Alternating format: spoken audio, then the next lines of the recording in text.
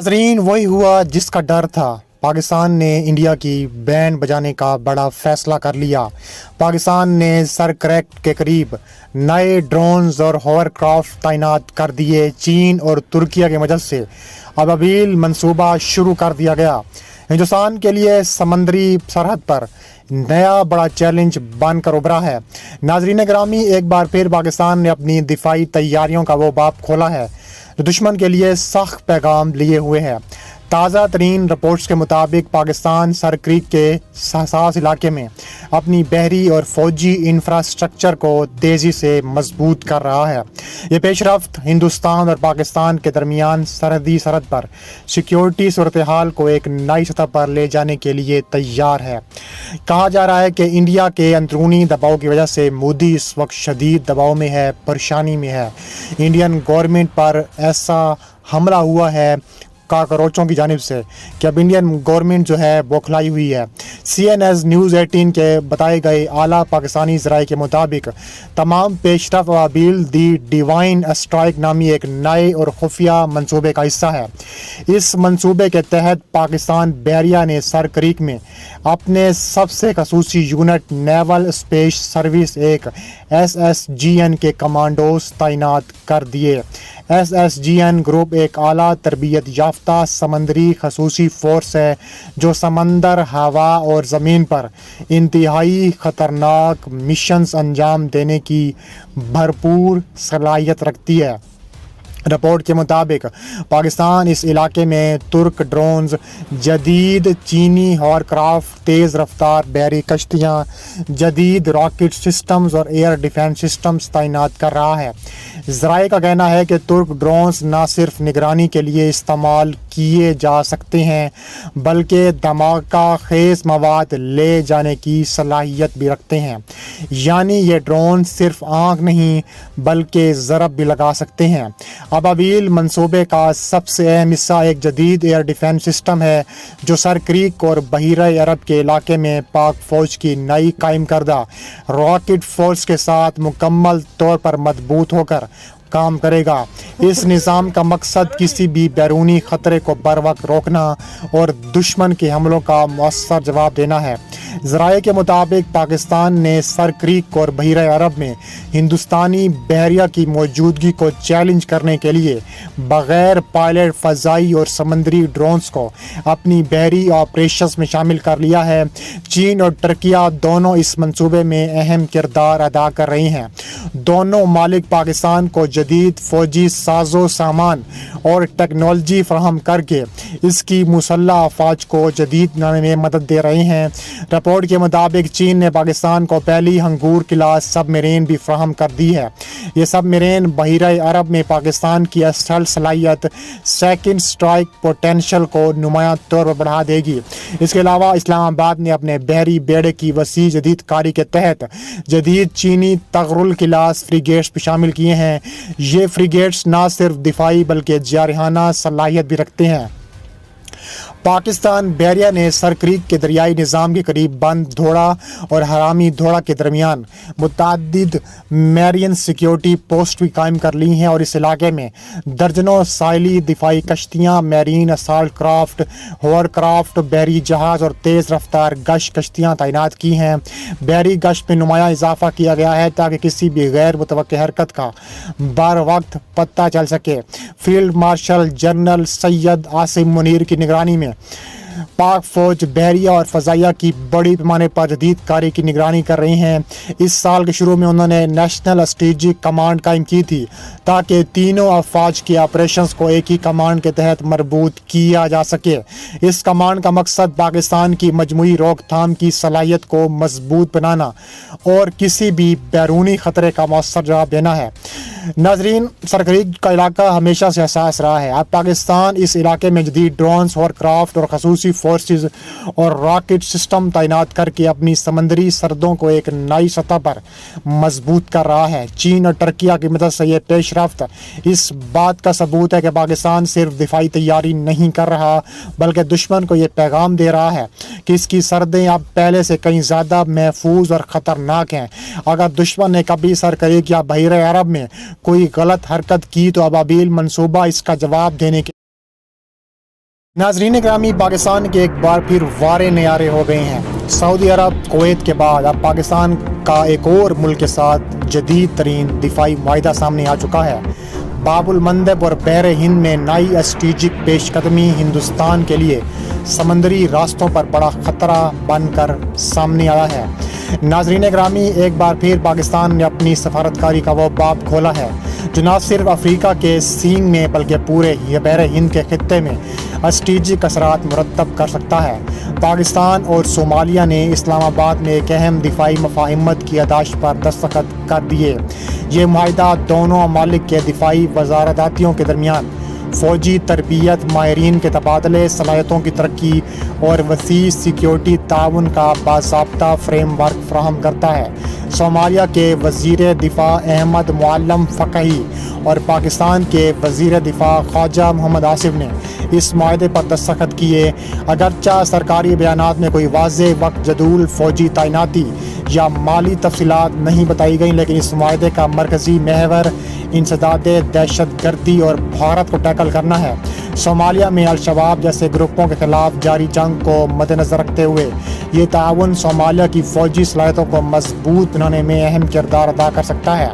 Strategic اہمیت کے مطابق صومالیہ خلیج عدن، بحر ہند کے اہم شپنگ روٹس اور باب المندب کے قریب واقع ہے۔ یہ وہ مقام ہے جہاں ایشیا کی تجارت سرخ سمندر اور سوئز نہر سے گزرتی ہے۔ پاکستان اس معاہدے کے ذریعے ایک ایسے حساس سمندری خطے میں دفاعی اثر و رسوخ حاصل کر سکتا ہے جو عالمی تجارت کے لیے انتہائی اہم ہے۔ پاکستان کے لیے یہ موقع اس کی دفاعی سفارتکاری کو مزید وسعت دینے کا ذریعہ بن سکتا ہے۔ صومالیہ کو فوجی تربیت، تکنیکی مہارت اور ادارہ جاتی مدد مل سکتی ہے، بغیر اس کے کہ وہ صرف ایک بیرونی پارٹنر پر انحصار کرے۔ رپورٹس کے مطابق تقریباً 24 JF-17 thunder block 3 fighter jets کی خریداری کے حوالے سے مذاکرات کیے جا رہے ہیں، جن کی ممکنہ مالیت تقریباً $900 ملین بتائی جا رہی ہے۔ اگر یہ معاہدہ طے پایا جاتا ہے تو یہ صومالیہ کی کئی دہائیوں میں سب سے بڑی خریداری ثابت ہوگی۔ ہندوستان کے لیے بڑا ممکنہ خطرہ یہ ہے کہ یہ معاہدہ صرف افریقہ تک محدود نہیں، باب المندب اور بحر ہند کے اہم شپنگ روٹس پر پاکستان کی بڑھتی ہوئی موجودگی ہندوستان کے لیے اسٹریٹجک چیلنج بن سکتی ہے۔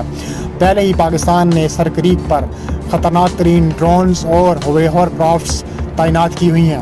ہندوستان کی معیشت کا ایک بڑا حصہ انہی سمندری راستوں پر منحصر ہے۔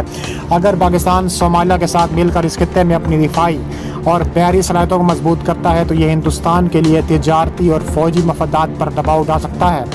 جنگ کی صورت میں پاکستان اس اسٹریٹجک مقام کو استعمال کر کے ہندوستان کے سمندری راستوں پر دباؤ ڈال سکتا ہے، خاص طور پر ہندوستان کی توانائی سپلائی لائنز کو متاثر کر سکتا ہے۔ بحر ہند میں ہندوستانی بحریہ کی نقل و حرکت پر دباؤ بڑھا سکتا ہے۔ اگر صومالیہ کے ساتھ JF-17 تھنڈر جیسے طیارے شامل ہو جائیں تو اس خطے میں فضائی نگرانی اور ممکنہ حملوں کی صلاحیت پیدا ہو سکتی ہے۔ پاکستان کی سمندری اور فضائی صلاحیتوں کے امتزاج سے ہندوستان کے مغربی ساحلی علاقوں، خاص طور پر گجرات، ممبئی، مغربی بحری راستوں پر اسٹریٹجک دباؤ ممکن ہے۔ یہ براہ راست فوری حملہ نہیں بلکہ ایک طویل المدتی اسٹریٹجک گھٹن ہے جو ہندوستان کے لیے بحر ہند میں آزادی عمل کو محدود کر سکتی ہے۔ پاکستان اگر اس معاہدے کو کامیابی سے آگے بڑھاتا ہے تو وہ نہ صرف افریقہ کے سینگ میں اثر و رسوخ حاصل کرے گا بلکہ ہندوستان کے ایک اہم سمندری راستوں پر بھی دباؤ کا ایک نیا ذریعہ بنا لے گا۔ یہ معاہدہ ابھی ابتدائی مراحل میں ہے لیکن اس کی اسٹریٹجک اہمیت کو نظر انداز کیا نہیں جا سکتا۔ پاکستان اپنی دفاعی سفارتکاری کے ذریعے نہ صرف پارٹنرز بنا رہا ہے بلکہ دشمن کے لیے نئے محاذ بھی کھول رہا ہے۔ اللہ پاکستان کو دفاعی میدان میں شمالی کوریا نے روس میں میزائل بریگیڈ تعینات کر دی۔ 120 بیلسٹک میزائلوں کے ساتھ یوکرین پر حملوں کی تیاریاں مکمل۔ پاکستان اور شمالی کوریا کا پرانا اتحاد ہندوستان کے لیے کیا بڑا نیا خطرہ ثابت ہو سکتا ہے۔ ناظرین گرامی، دنیا ایک بار پھر اس وقت حیران رہ گئی جب یوکرینی فوج انٹیلیجنس نے انکشاف کیا کہ شمالی کوریا یعنی کہ اتر کوریا نے روس کے مغربی علاقے میں اپنا میزائل یونٹ تعینات کرنا شروع کر دیا ہے۔ اس یونٹ کے پاس تقریباً 120 بیلسٹک میزائل اور 6 لانچرز ہوں گے جنہیں یوکرین پر حملوں کے لیے استعمال کیا جا سکتا ہے۔ یوکرین کی فوجی انٹیلیجنس ایجنسی کے ترجمان اندرائی چرنیاک کے مطابق روس نے شمالی کوریا کے تقریباً 90 اہلکاروں کو وارنیئر علاقے میں تعینات کرنے کا منصوبہ بنایا ہے جو روس کی 112ویں میزائل بریگیڈ کا حصہ بنیں گے۔ وارنیئر یوکرینی سرحد سے صرف 150 کلومیٹر دور ہے۔ شمالی کوریا نے پہلے ہی KN-23 40 اور KN-24 بیلسٹک میزائل روس کو بھیج دیے ہیں، جن کے ساتھ ان کے آپریٹرز بھی موجود ہیں۔ اگلے مہینے ہونے والے اعلیٰ سطحی بات چیت میں اس تعیناتی کی حتمی شکل طے کی جائے گی، جس میں میزائلوں کی تعداد 120 تک پہنچنے کی توقع ہے۔ یہ میزائل روس کے اسکندر میزائلوں سے زیادہ رینج اور بڑا وار ہیڈ رکھتے ہیں، لیکن ان کی درستگی کم ہے۔ یوکرینی ذرائع کے مطابق ان میزائلوں کے حملوں میں سویلین جانی نقصان زیادہ ہوتا ہے۔ روس 2023 کی آخر سے شمالی کوریائی میزائل استعمال کر رہا ہے اور اب تک تقریباً 150 میزائل موصول کر چکا ہے۔ پاکستان اور شمالی کوریا کا جو پرانا اتحاد ہے وہ بھارت کے لیے بھی خطرہ بن سکتا ہے۔ وہ کیسے؟ ناظرین گرامی، یہ پیش رفت ایک صرف روس یوکرین جنگ تک محدود نہیں۔ پاکستان اور شمالی کوریا کے درمیان میزائل ٹیکنالوجی کے شعبے میں پرانے تعلقات رہے ہیں۔ ماضی میں دونوں ممالک کے درمیان بیلسٹک میزائل ٹیکنالوجی کے تبادلے کے الزامات لگتے رہے ہیں۔ شمالی کوریا کی KN سیریز اور پاکستان کے کچھ میزائل پروگراموں کے درمیان مماثلتوں پر کئی زبان سوال اٹھے گئے۔ اب جب شمالی کوریا روس کے ساتھ کھلے عام میزائل تعاون کر رہا ہے تو یہ ہندوستان کے حلقوں میں ایک خدشہ پیدا ہو رہا ہے کہ آیا مستقبل میں پاکستان بھی کسی نہ کسی شکل میں اس ٹیکنالوجی سے فائدہ اٹھا سکتا ہے۔ اگرچہ پاکستان کے پاس پہلے ہی جدید ترین میزائل ٹیکنالوجی ہے، اگرچہ اس وقت کوئی براہ راست ثبوت موجود نہیں، لیکن اسٹریٹجک تجربہ کار اس امکان کو نظر انداز نہیں کر سکتے۔ ہندوستان پر ممکنہ اثرات کے مطابق اگر پاکستان اور شمالی کوریا کے درمیان مستقبل میں اسی طرح کا دفاعی تعاون معاہدہ ہوتا ہے جس طرح سعودی عرب، کویت اور صومالیہ کے ساتھ ہوا ہے، تو ہندوستان کے لیے ایک بڑا اسٹریٹجک چیلنج بن سکتا ہے۔ شمالی کوریائی بیلسٹک میزائل ٹیکنالوجی اگر کسی بھی شکل میں پاکستان پر پہنچتی ہے تو ہندوستان کے بڑے شہروں سے ممبئی، دہلی، احمد آباد، بنگلور، حیدرآباد پر طویل فاصلے تک مار کرنے والے میزائلوں کا خطرہ بڑھ سکتا ہے۔ لائن آف کنٹرول اور سرحدی علاقوں میں بیلسٹک میزائل حملوں کی صلاحیت میں اضافہ ہو سکتا ہے۔ پاکستان کی موجودہ میزائل فورس کو مزید خطرناک بنایا جا سکتا ہے، خاص طور پر اگر شمالی کوریائی وار ہیڈ یا گائیڈنس ٹیکنالوجی کا کوئی حصہ شامل ہو۔ جنگ کی صورت میں ہندوستان کو ایک ہی وقت میں متعدد محاذوں پر بیلسٹک میزائل دباؤ کا سامنا کرنا پڑ سکتا ہے۔ ناظرین، شمالی کوریا کا روس کے ساتھ کھلا میزائل تعاون اس بات کا ثبوت ہے کہ بین الاقوامی بندیوں کے باوجود پیونگ یانگ اپنی میزائل صلاحیتوں کو برآمد کر رہا ہے۔ پاکستان اگر اس صورتحال سے کسی بھی سطح پر فائدہ اٹھاتا ہے تو ہندوستان کے لیے ایک نئی خطرناک حقیقت بن سکتا ہے۔ یہ صرف یوکرین کی جنگ نہیں بلکہ عالمی اسٹریٹجک تعاون میں تبدیلی کی ایک طرف ایک اہم قدم ہے۔ پاکستان اور شمالی کوریا کے پرانے تعلقات کو مدنظر رکھتے ہوئے ہندوستان کو اب زیادہ چوکنا رہنا پڑے گا اور ہندوستان کو منہ کی کھانی پڑے گی۔